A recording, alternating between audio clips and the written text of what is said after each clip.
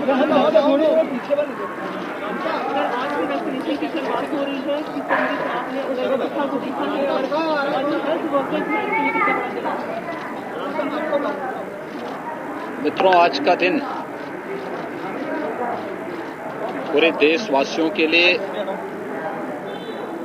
एक नए उत्साह और उमंग का दिन है। अभी कुछ देर पहले आदरणीय प्रधानमंत्री जी का एक महत्वपूर्ण संबोधन सुनने का अवसर पूरे देशवासियों को प्राप्त हुआ है और खास तौर पर पूरी दुनिया पिछले 10 महीनों से इस वैश्विक महामारी से त्रस्त थी। भारत के अंदर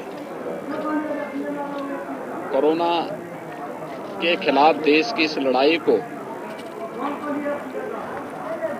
अंतिम प्रहार करने की दिशा से आज वैक्सीनेशन का कार्यक्रम हो रहा है। इससे पहले हम लोगों ने 3 चरणों में प्रदेश के अंदर ड्राई रन के कार्यक्रम सफलतापूर्वक संचालित किए। मैं इन सभी चरणों में अलग अलग स्थानों पर गया था। आज ये लखनऊ का प्रतिष्ठित बलरामपुर हॉस्पिटल है। इस हॉस्पिटल में कुल 102 हेल्थ वर्कर्स को वैक्सीन दिया जाना है और वैक्सीन के इस क्रम में अभी तक 15 लोगों ने वैक्सीन ले लिया है और उसमें वे लोग भी हैं जिन्हें आधा घंटा से अधिक हो चुका है और वो पूरी तरह कंफर्ट महसूस कर रहे हैं। कहीं कोई समस्या, कोई भी किसी प्रकार की कोई दिक्कत नहीं।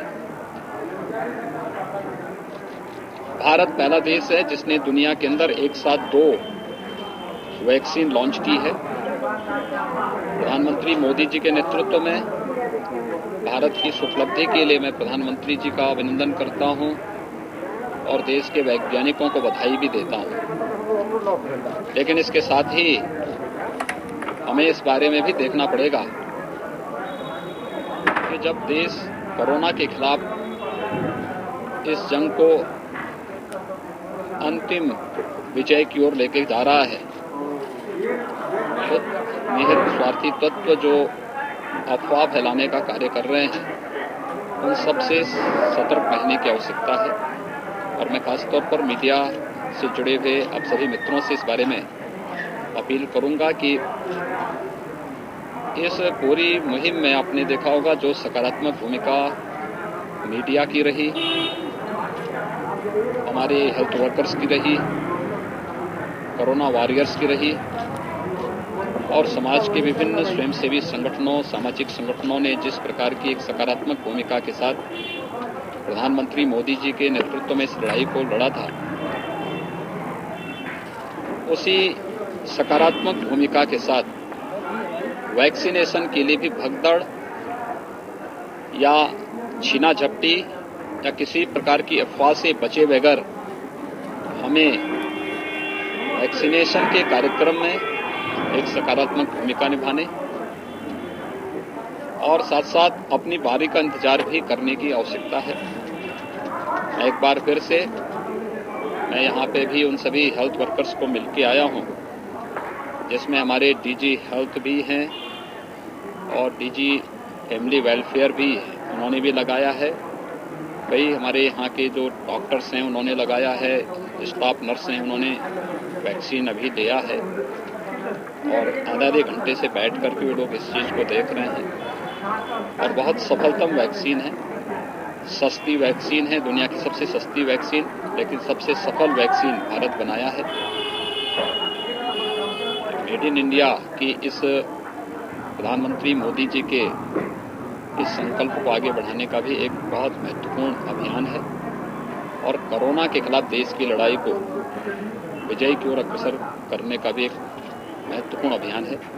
मैं इस अवसर पर उन सभी को जिन्होंने कोरोना के खिलाफ देश की इस लड़ाई को आगे बढ़ाने में अपना योगदान दिया है, आज जब वैक्सीनेशन का एक कार्यक्रम प्रारंभ हो रहा है पूरे देश के अंदर एक साथ, उत्तर प्रदेश के अंदर भी हम लोगों ने पूरी तैयारी की है और प्रथम चरण में हेल्थ वर्कर्स को इसके साथ जोड़ा गया है।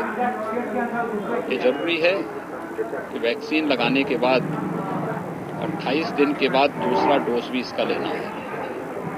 इसके बाद कम से कम 12 से 15 दिन का इंतजार करके, क्योंकि इसको एक्टिवेट होने में 12 से 15 दिन का समय लगेगा। सावधानी तब भी बरतनी पड़ेगी।